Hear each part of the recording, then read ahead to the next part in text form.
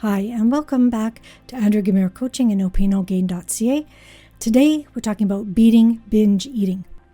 Beating binge eating on a daily basis or during the holidays can be a challenge for most people. Discovering why you binge eat or overeat can go a long way into preventing you from continuing to do it. Here is why we tend to binge eat and how we can stop it altogether. So with beating binge eating, the Oxford Dictionary defines binge eating as the following: the consumption of large quantities of food in a short period of time, typically as part of an eating disorder. Now, it doesn't need to be part of an eating disorder, however. It can also be a response to stress, depression, or anxiety. Binge eating can also be part of mindless eating as well, which is eating while you're watching TV, driving, working on the computer, reading a book. It's just eating when you're not really thinking about what you're doing.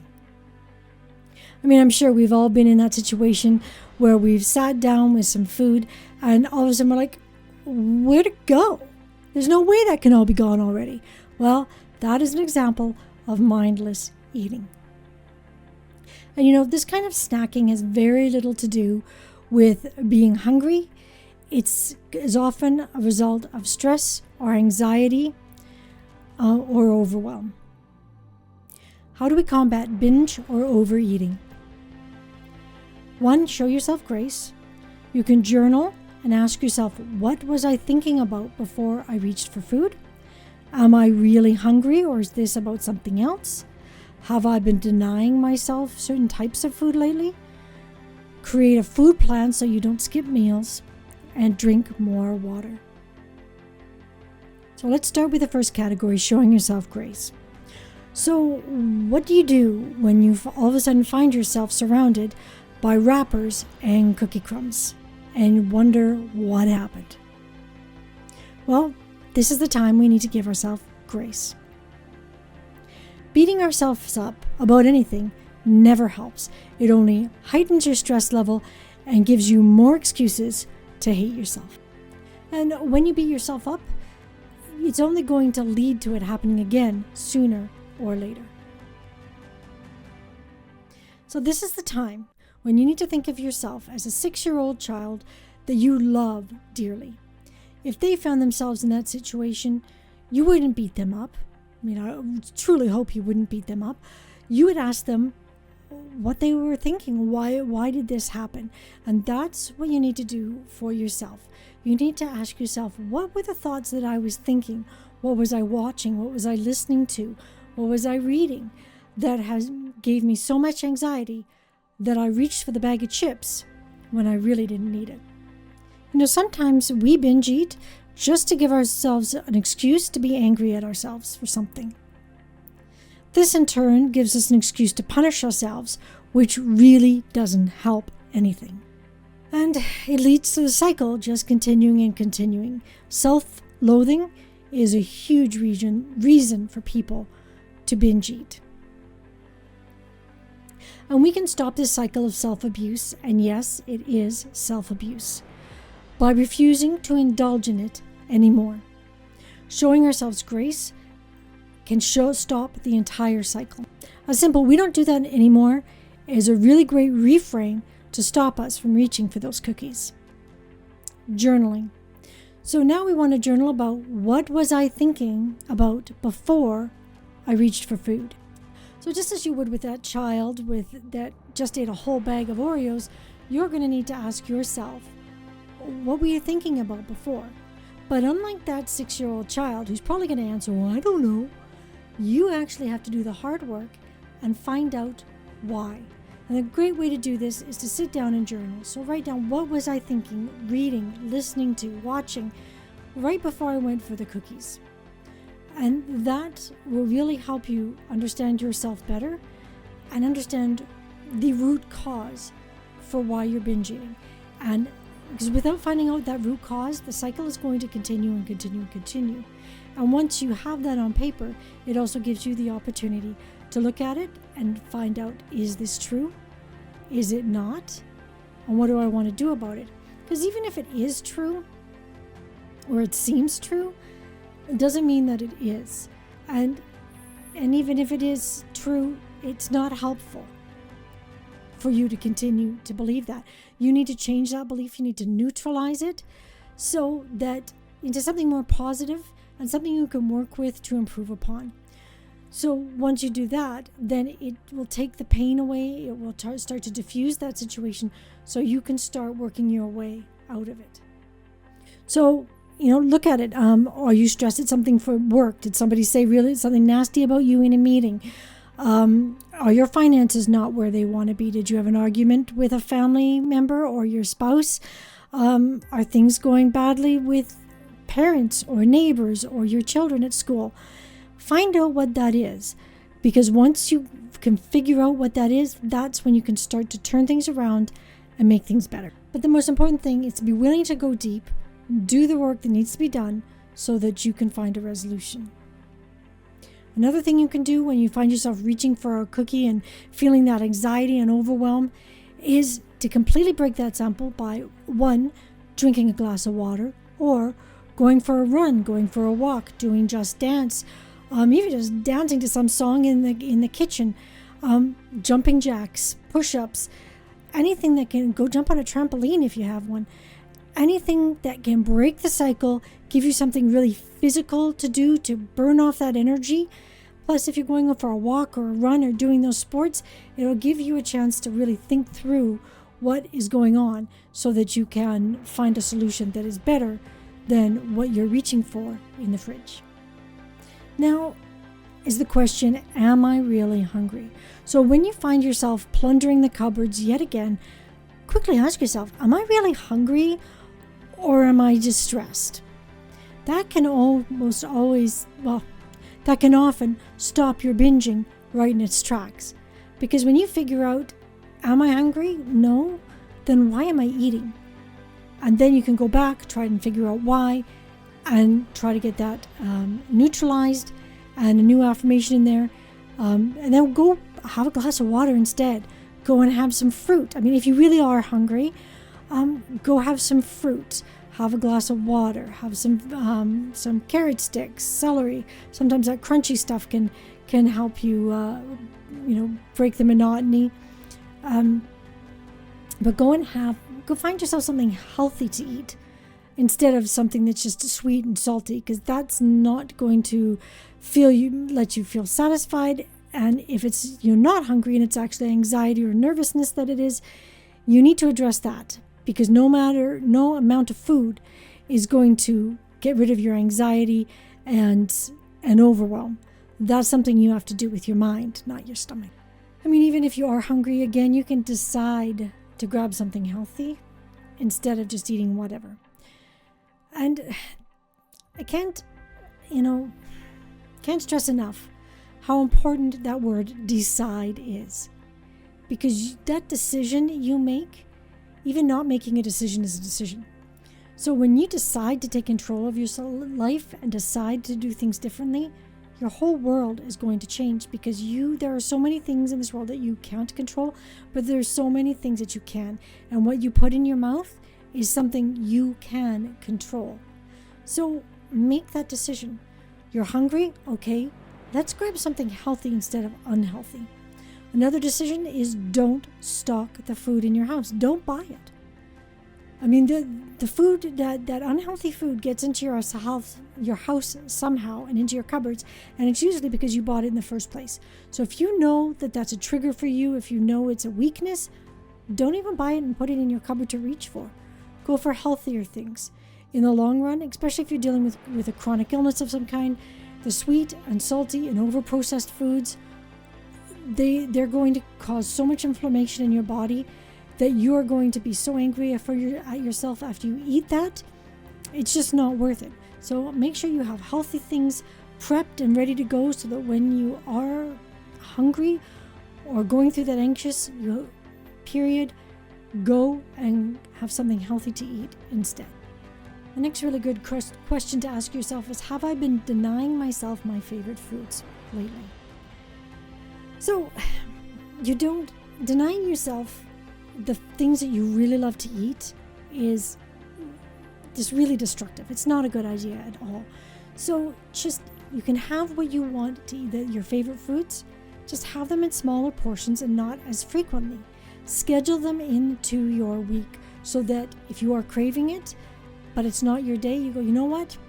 I know I'm getting it tomorrow, so I'm good.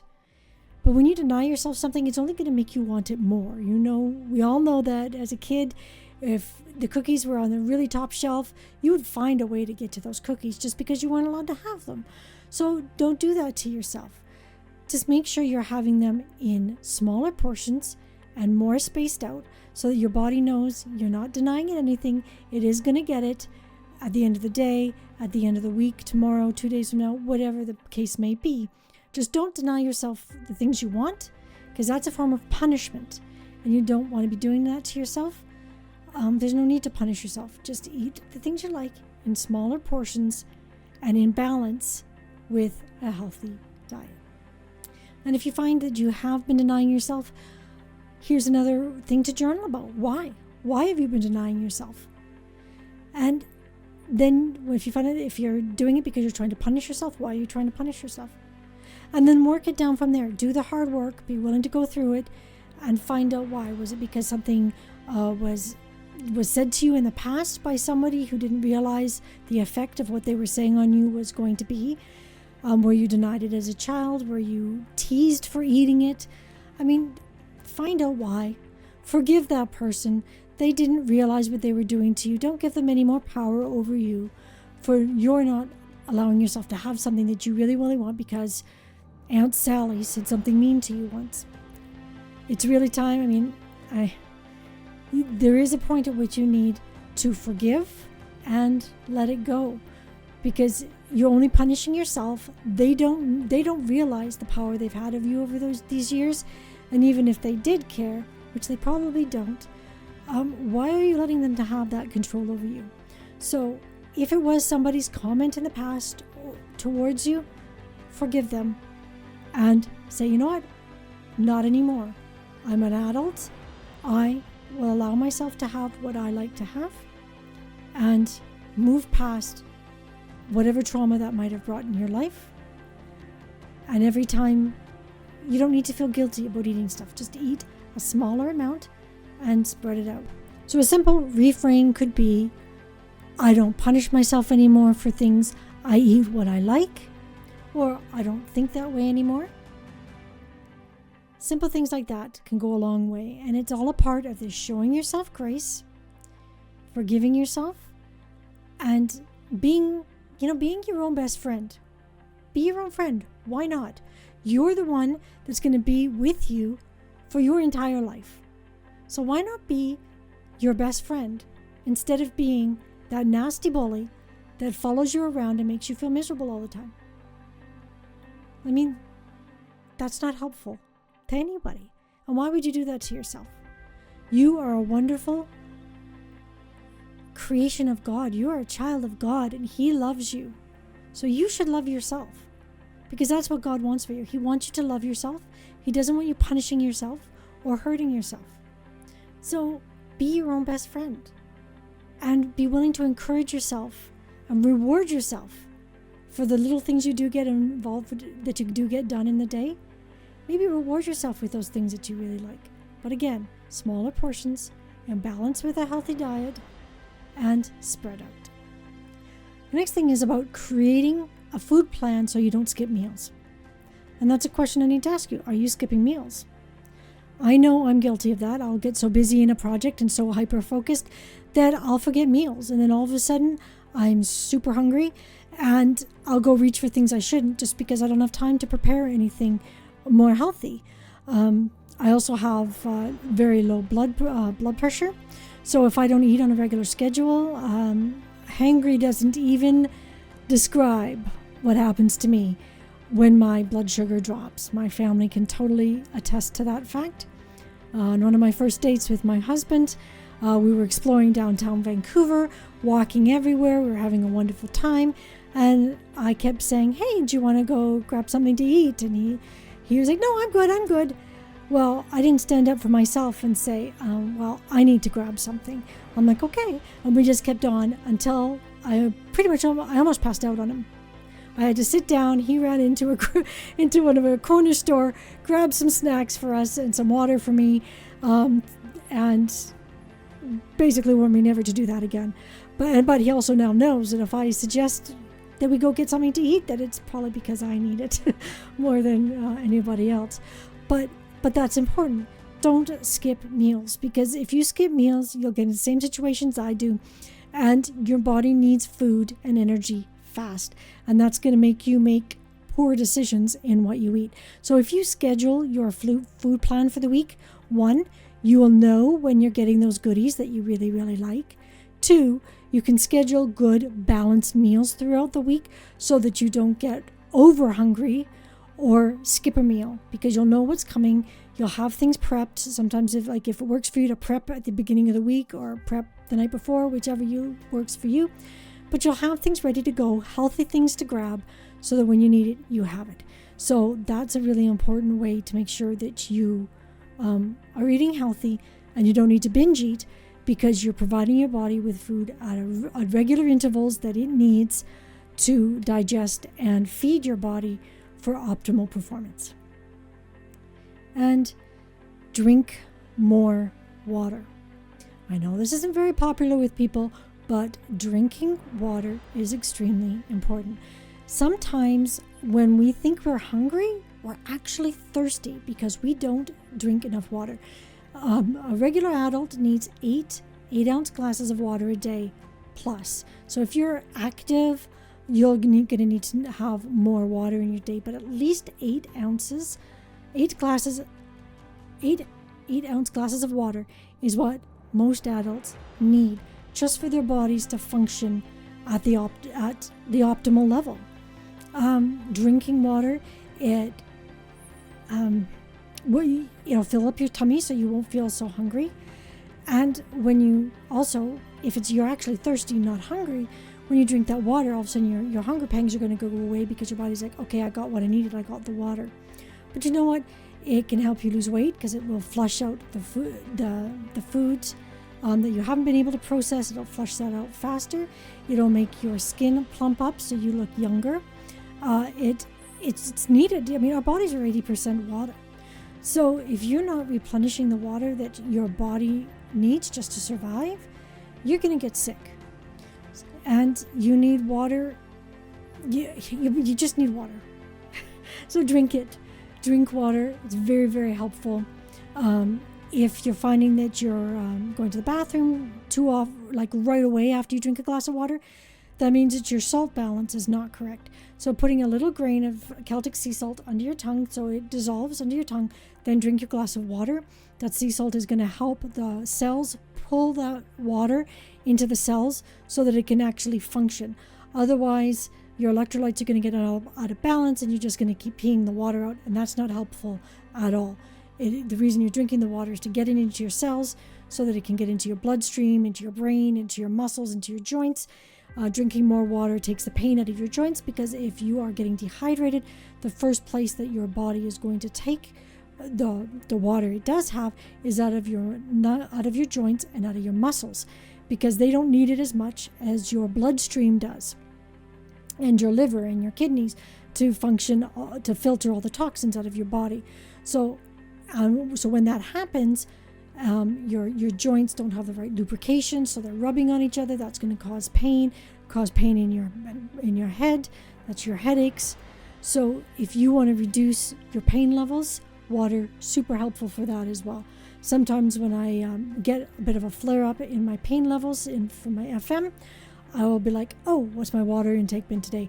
And I'll go and grab a glass of water. I will also put little water droplets for each glass of water. I write that into my planner so that I can actually track how much water I've had in the day. But if I don't drink enough water, I'll get a headache. My joints will start hurting really bad. I'll get muscles, pains, and spasms. I'll be like, uh-oh, go and drink some water. Caveat on that, don't drink more than 2 glasses of water at once. Water toxicity is a real thing, so don't go and drink, a crazy amount of water all at once, thinking that you're going to replenish your body. Your body can't handle that much water coming into it all at once, and it can be deadly. So as long as you're drinking 2 glasses of water at once, wait about an hour, and then 1 glass of water every hour after that should maintain you quite well. But yeah, drinking water, it will really help. So in conclusion, beating, binge eating, and overeating is possible when you start asking yourself, why are you doing it in the first place? Figure out, am I actually hungry? Why am I reaching for this? Do the hard work. Journal it out. Do a brain dump, journal it out, find out why, what are the underlying circumstances, and then try to alleviate or eliminate those circumstances by giving yourself positive affirmations. Show yourself grace. You're a child of God. God loves you. You should love yourself as well. You don't need to bully yourself. It's really not helpful. If someone was bullying your child, you would go after that person. You wouldn't allow that to continue. So why are you allowing yourself to bully yourself? It's no different than somebody bullying your child, except that you're bullying yourself, and you're the only one you've truly got from birth till death. So be nice to yourself. Show yourself grace. Show yourself love. Stop saying negative things about yourself and be kind to yourself. And don't judge yourself if you catch yourself in the middle of binge eating. Don't judge yourself. Show yourself grace. Figure out why you're doing it and take the measures to stop it. Make sure you are drinking enough water. Make sure you're not denying yourself your favorite foods. Make sure that you are planning your meals for the week, that you're scheduling your meals so you don't forget to eat. Have healthy things in your cupboard and have healthy treats and snacks for when you do need to grab something. And with all these things put together, you will be able to help yourself stop binge eating right even before it starts. So I hope you found this helpful. I thank you so much for joining me today. You could have been anywhere else, but you chose to be here, and I am truly, truly grateful for that. So if you like this content, if you found it helpful, please like, subscribe, maybe even leave a comment below so that the YouTube algorithm can realize that this is valuable information that more people need to see. I hope you have a wonderful week. I hope you truly understand how much God loves you and wants you as a friend and wants you to be with Him for eternity. Have a wonderful week. We'll see you next time. Bye for now. Did you know that one-on-one coaching is a great way to break through the barriers that are holding you back in life? Well, that's what I do. I am a health and lifestyle coach that helps people look at their lives through a different perspective so that they can realize what's been holding them back, break through it, and get to the other side and realize the life they've always wanted to live. I also happen to specialize in fibromyalgia and chronic illness, as I have vast experience with both. And I would love to help you get control and manage your chronic pain and illnesses, just like I've been able to do to mine, so that you can live a joyful life again. So, again, I hope you have a wonderful week. If any of this would be helpful for you, please reach out to me at andrea@nopainallgain.ca. I'd be happy to set up a free consultation, one-on-one, so we can decide if one-on-one coaching would work good for both of us. And once that happens, then we can start sending up some appointments, and we can help you achieve the life you've always wanted to live. So have a wonderful, wonderful week. Thank you so much for being here. We'll see you next time. Bye for now.